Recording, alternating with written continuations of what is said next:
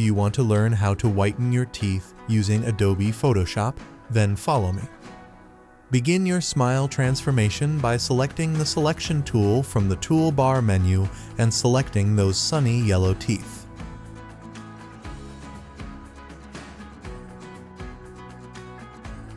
Now go to the menu bar and click on Image. Then go to Adjustments. Then click on Hue Saturation.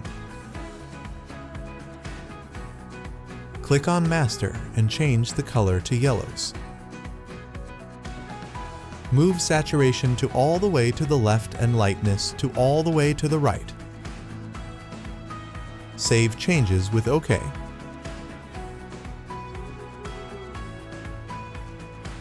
Thanks for watching. For more info, follow us on tresbys.com.